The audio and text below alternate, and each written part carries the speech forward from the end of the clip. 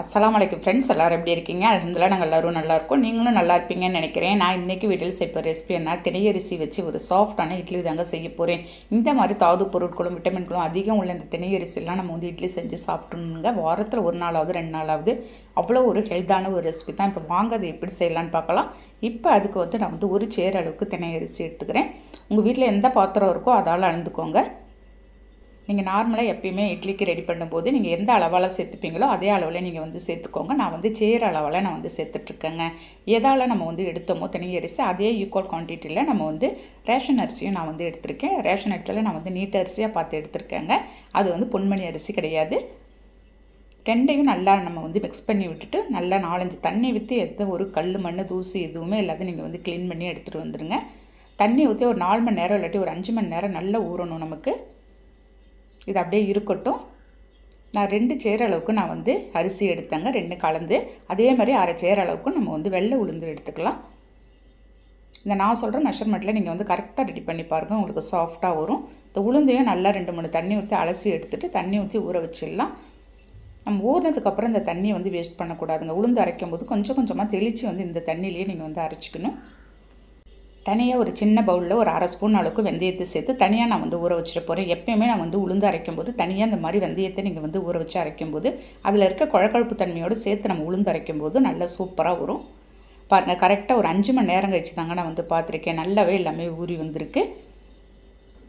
நான் வந்து எப்பயுமே மிக்சியில் அரைக்க மாட்டேங்க. நமக்கு மிக்சியில் அரைக்கும் போது லேசாக ஹீட் ஏறி உங்களுக்கு வந்து இட்லி வந்து கொஞ்சம் கல் மாதிரி வரத்துக்கு வாய்ப்புகள் இருக்குது.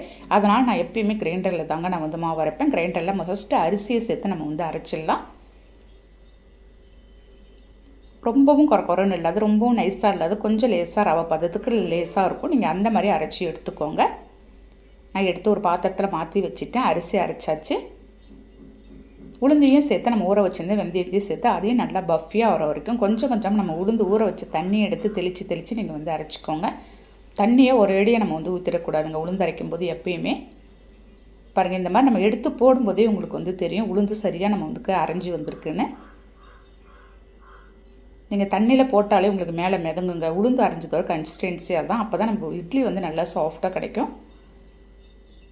கொஞ்சமாக உப்பு சேர்த்து நம்ம வந்து எல்லாத்தையும் கலந்து அப்படியே வச்சிட வேண்டியதான். இது வந்து ஒரு 8 மணி நேரமாவது ஆகணும் நமக்கு வந்து புளிக்கிறதுக்கு. இது வந்து ஒரு 7 மணிக்கு நான் வந்து ஒரு நைட்டு அரைச்சிட்ருக்குறேங்க. இந்த திணையரிசியோடு நீங்கள் வேறு எந்த சிறுதானியம் சேர்த்து கூட அதே ஈக்குவல் குவான்டிட்டியில் போட்டு நீங்கள் வந்து அரைச்சி ரெடி பண்ணி பாருங்கள்.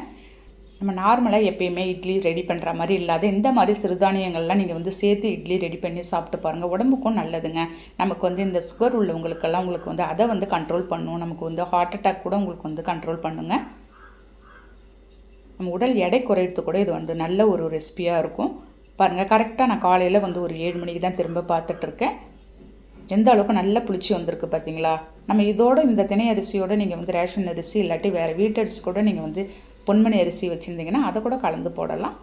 ஒரே மாதிரி எல்லாத்தையும் திணை அரிசி போடும்போது கொஞ்சம் பிசுப்பாக ஆகிடும் இட்லி.